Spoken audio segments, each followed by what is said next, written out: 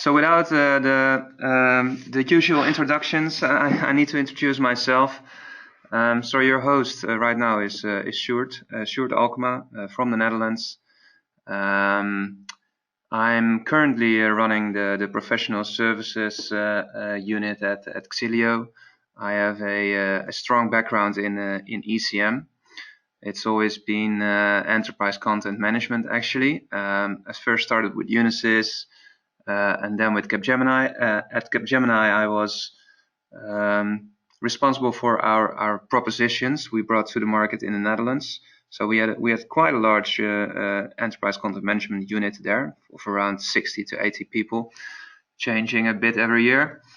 But it's a very strong one. So we're working together with partners like EMC, like OpenText, like IBM, Alfresco, Xillio on what the market was doing and how we could fit our propositions to that. So that was very interesting. A very interesting time, seeing a lot of the partners and of the vendors. So that's also why I thought I can, from my perspective at least, tell you how I see what's happening now with Documentum. And of course, also I'll take into account a Xillio perspective, where I am now, and Xillio, I'll shortly say we are offering a content integration and migration platform. So the webinar agenda I had in mind. So after this short introduction, I'll go into what we see is happening in the market and what our vision is on the solutions that are necessary out there and that we deliver. Also, I'll talk about Documentum and OpenText, what's happening there. Some of you might be fully aware already, of course. I've been listening to as much as possible of what OpenText was saying about roadmaps and things, and joining AIM webinars and things. So I made up and of course from my experience I can think about what I think might be good for them and the way they are going. So it's really my vision, of course. And then the subject of the webinar. So say you want to migrate away, how does it go? How does it look like? Say you want to integrate with Documentum, which is kind of a thing that is maybe a bit new out there in terms of the content services architecture. I will dive into that later.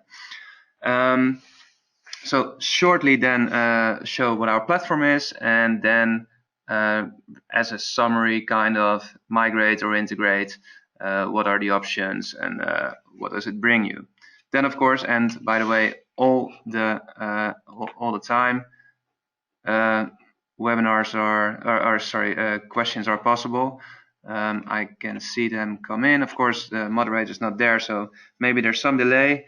But I'll try to answer them all at the end, or if I don't get to that, we will answer the questions by email later on. I think we will have about 30 to 45 minutes for this webinar. And I'll move on. So the ECM market, where we from Xillio and I myself as an ECM professional see it is going. First of all, of course, we all saw the Gartner, probably all saw the Gartner report that they really want to reassess the terminology around what was enterprise content management. It's not really about managing your content in an enterprise anymore. It's way broader than that, and I agree with that. So the applications we are looking at and how they're used, it's really a content services architecture, and it's content services platforms and applications, and it doesn't need to be from one vendor. So that's what Gartner is saying, and first I was a bit skeptic, but having heard more and more about it and thinking more about it, I see they are right. And it's a better fit. I mean, content services is really what it is. It's all about the user and the business.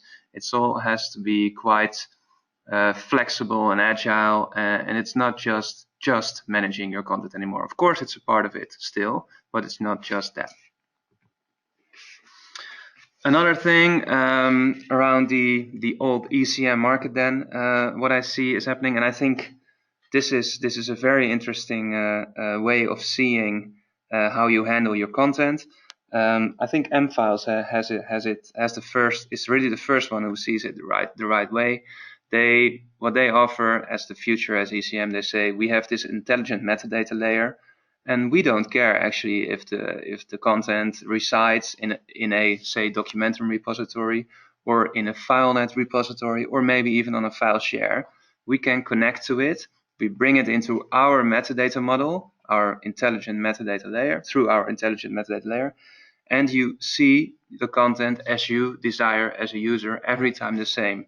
And I think this is a very interesting view on the market.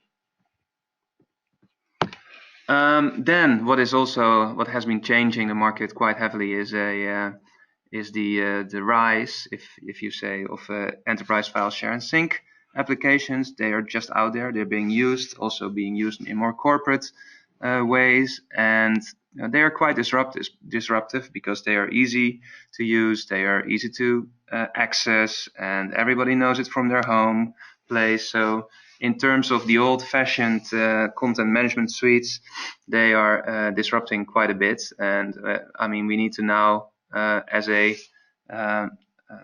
it's just out there, so we need to take into account how to cope with those solutions. Yeah, actually, I also want to mention Leap in where the market is going. They really grasp then the content services architecture, I guess. So it's really a platform where you can create your own content app, and it doesn't really matter. I mean, it does now matter for them. It's either Documentum or OpenText Content Server, of course, as a repository. But say you want to get content from another repository, why not?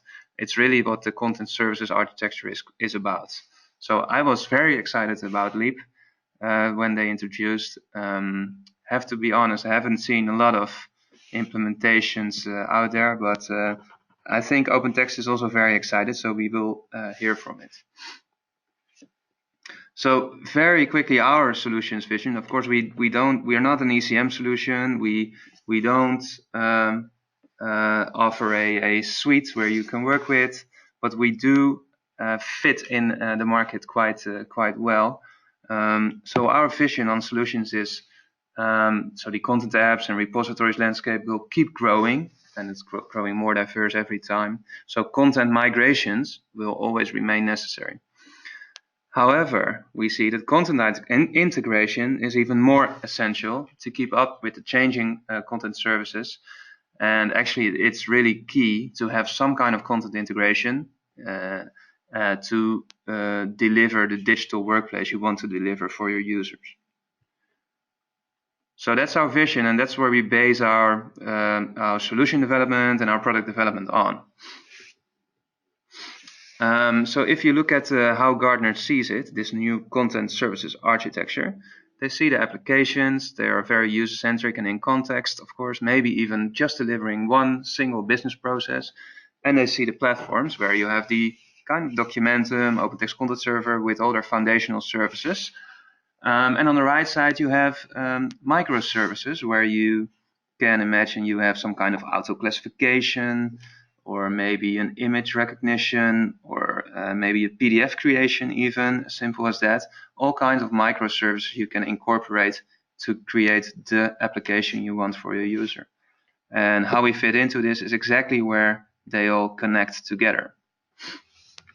So we provide one API that you can program to be in context for all to create an in context app for your user, and we have connectors to all the repositories. So actually you see them all as the same. Actually it's the mFiles thing, but then more general and not specifically for mFiles. And we're recognized by Gartner, so we are a 2017 cool vendor in content services, so they really see as well, we fit the picture that they think the ECM, I'm still using the ECM word, the ECM world is going towards. So, but now Documentum and OpenText, and as I see it, what is happening, First, let me just give some screenshots of application and talk about it. Maybe you guys know Content Server. That's of course the OpenText flagship, if you wish to call it like that. It's their main ECM, main content management product. I've done quite some implementations on that in my previous consulting time, and it's a very nice product, I think. They also have eDocs. That's even where my roots are. I started with that. And they now push it more to the mid market, but also, yeah, it's a document management and records management solution. So they have that. And then we have Documentum. This is with a D2 interface. But of course, this is the repository where it's all. The Documentum is the repository where it's all based upon. You have XCP, XCP and WebTop interfaces to the Documentum repository, but that's kind of the same thing, of course, as Content Server. And then we have Leap. I already addressed this. Very interesting. I see this app creation ability and integration ability as really a really strong asset. So I think OpenText will really focus on this. And another one, InfoArchive, very interesting product from the EMC side, and they incorporate it now in their ECM strategy. So it's really for archiving structured but also unstructured data in a very efficient way. And I think looking at the products that these were product-wise, these were the two very interesting assets that Documentum or ECD had for OpenText. So how are they now going forward with the suite? So InfoArchive and Leap, those are really the strategic additions I think that they are moving forward on. I haven't really seen Leap yet, but conceptual and also in demos, I think it's a very strong one. Didn't mention Captiva yet, but Captiva, of course, I've seen some implementation on that, and it's a very mature and capturing solution. So probably these two, because OpenText didn't really have one. These are really strategically expanding their suite and very interesting. If we look at integration scenarios, so of course integration between Leap and a new repository, Content Server will be focus. I think they're already working on that. However, and Documentum and Content Server, there will be no kind of integrations. I just saw a roadmap session, and they really still focus on Documentum as a and the suite around it as a separate roadmap. However, they do confirm to go integrate the Documentum backend with their front end. So next to Leap, also there are other front end applications. So even though there is still development and support, of course, on WebTop, XCP, and D2, yeah, I think it's not their focus to really move that forward. Market verticals were one of the most important, I guess. Well, I've talked about Leap and InfoArchive, but the strong footprint in verticals and vertical solutions and experience in creating vertical solutions from EMC was a big asset, I think, in the buying. They also stressed that themselves, that EMC was stronger in this, and so I think they will try to leverage this, but I do feel that they will try to leverage this more on kind of the Leap environment, and not so much developing on the existing, for instance, XCP solutions. Of course, my opinion. But on the positive side, I feel there's a lot of attention for Documentum, so it's definitely not something they don't have any focus on anymore. It's really, of course, now part of a core enterprise information management or enterprise content management vendor. So it will probably get the focus, more focus, as it deserves, because I've always been doing projects also on Documentum, and it's a very good product. So it would be a shame to just buy it and then buy it only for the clients and try to move them all away, or have no focus on it anymore. So this is really not a story that Documentum we should all move away.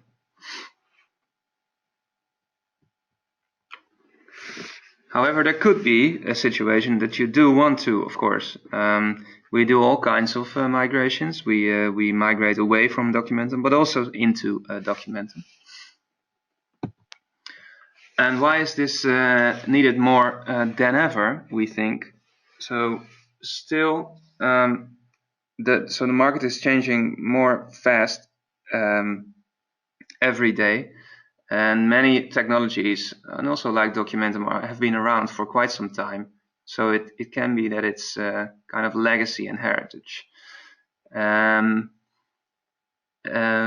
content applications are growing faster than ever.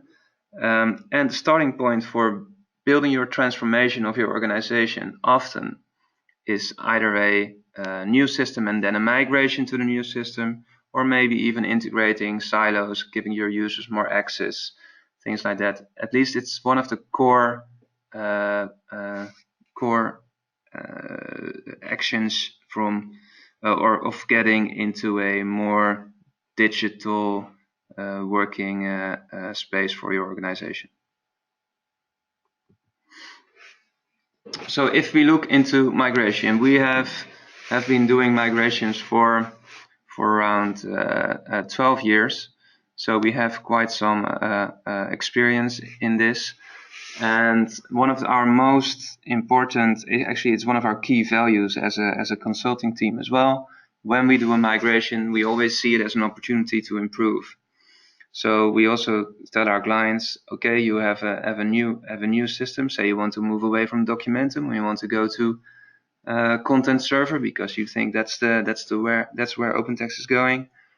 Take the opportunity to improve, right? So maybe not take everything with you, for instance, or maybe add some metadata through some classification. Maybe take your time to make sure that everything is PDFA. Maybe take your time to make sure everything has the right retention schedule. Right, so increase your productivity by having better search. You have better compliancy, and maybe even lower costs if you not bring over everything. Anyway, there are many different ways, but we try always to see it as an opportunity to migrate. Also, migration, of course, is an ability to make a strategic choice for your organization in terms of going to for instance, a more content services oriented architecture, where you can go build your content applications, right? So you're not stuck with an old large platform where you want to do it all. You move away and go towards a more content services architecture. You could still also integrate. We'll get to that later.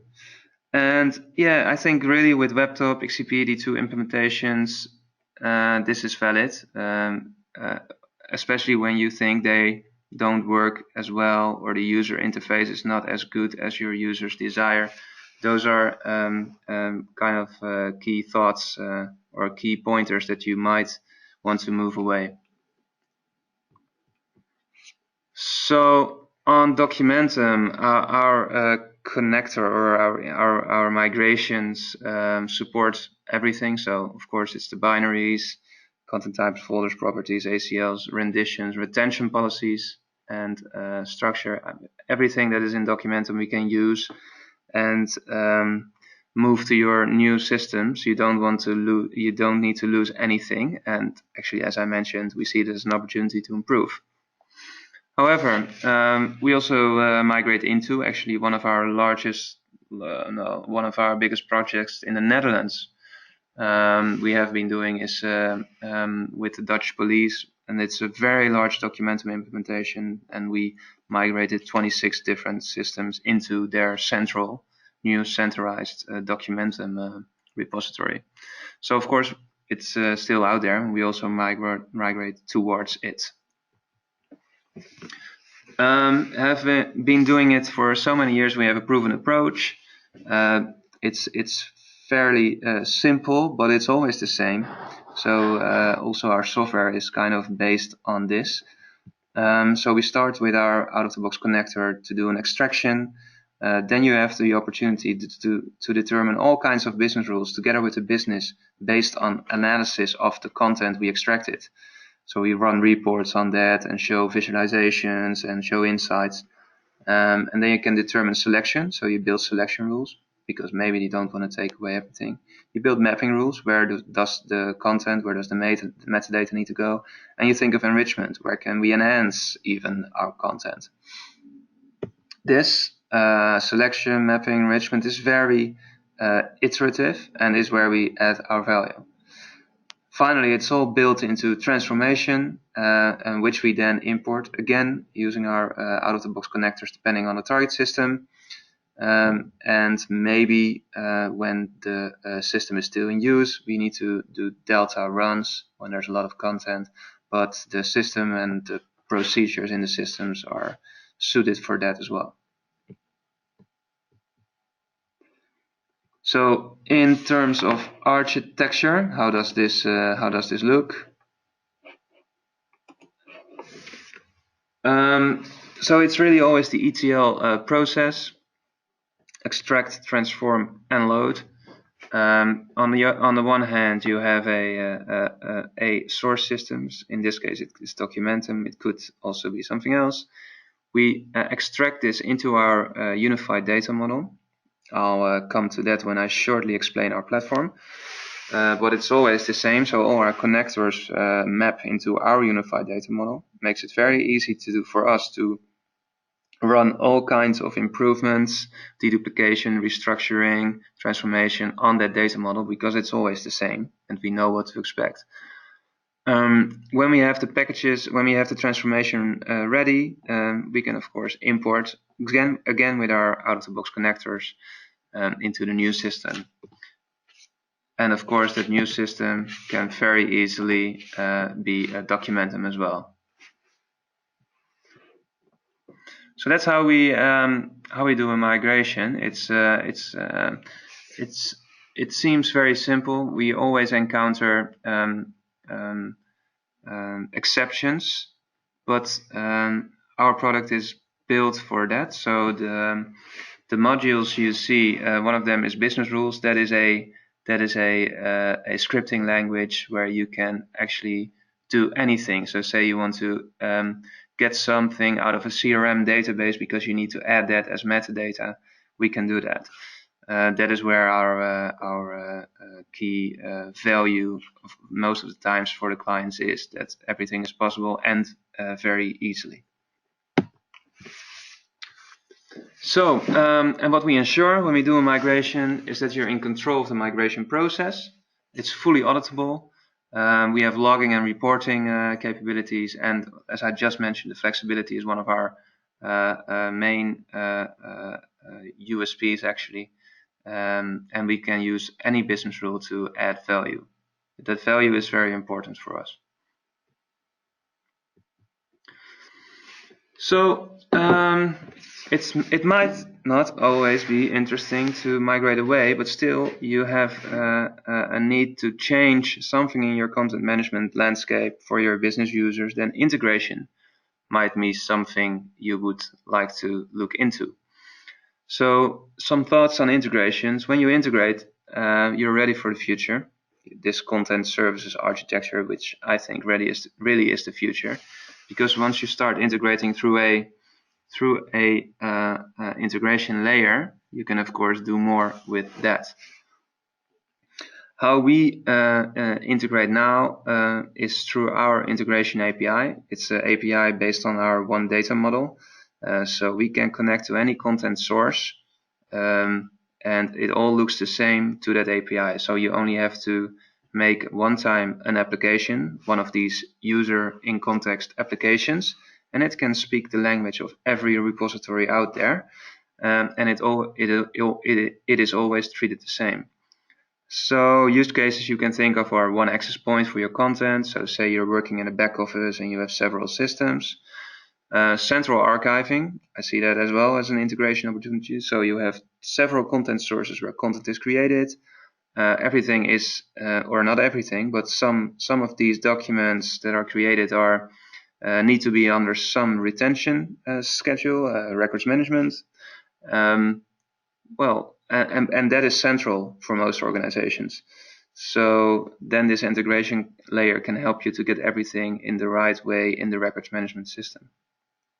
And enterprise search is, of course, a use case where many enterprise search vendors have their own connectors, but they don't have them all. And why not use a integration layer on that? I also think a hybrid situation, I see this, we see this a lot with larger corporations, like some banks or insurance companies, where they have a large amount of legacy systems, but they are out there already a long time. All kinds of processes are connected to it, and they do want to decommission because and their users don't want to use the interface anymore, or they can't use it because the search doesn't work.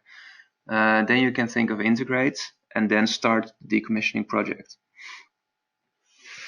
Another situation why you would integrate, well, create your own app on our API and still have access to all the content that is in there.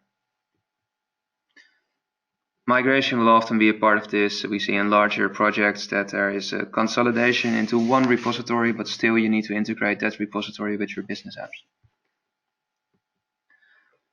So why and how? Maybe short EFSS. That's one of the integrations that we see a lot. It's there to stay, but it's still a separate solution. We see a growing demand for integration of EFSS and the new ECM systems with our legacy ECM systems. Drivers, of course, are optimized user experience, auditability, compliancy. Actually, I just mentioned those, and maybe process optimization when different applications have one process, are involved in one process. So for this, we have our unified data model. We have the ETL process still in place that we also use with migrations. We can therefore do enrichment, transformations. It's fully scalable. It's a distributed environment, and of course, we still use all our out-of-the-box connectors we have been using for quite some time. So very quickly, a look at the platform. It's very conceptual. I don't want to bother you with too technical details. And if you do want, drop me a line, and we can dive into that another time. And maybe I will have product management join, for instance. This is the core of the platform. This is where we came from. This is the Xillio IDE. It's a own in-house developed scripting language, which is developed specifically to talk all kinds of content, transformation, content functions, etc. This is what we use to quickly create our business rules and enrichment on data level scripts. And then we have the Xillio server. It's a server environment. It's completely just distributed, and we have here a scheduler where you can schedule, import connectors or extract connectors, or even transformation scripts. You can create a full schedule, so you can just run it, and it's happening. You don't have to be present all the time. And here we have our one data model. So all our connectors that we created map to this one data model. And this is to make it very easy to connect several other repositories to it. But it makes it also very easy to do all kinds of value adding or content value adding services on these on the migration or integration you're doing. So and we also created one API, so it speaks the language of our data model, and of course our connectors are all mapped on our data model. So if you speak to our API, you can speak the language of all the different content repositories that are out there all at once. And that's a very strong thing, and very agile, of course, thing to have in your organization. Connectors, this is, so we have a focus now on creating connectors. We have already a very large set of them. I think we have the largest connector library of all the larger systems, ECM, WCM, digital asset management, that is out there. I really have no problem to say that. And we are really developing or focusing on developing more and more. So every system we encounter, we create a connector based on our connector framework, and we add it to our platform.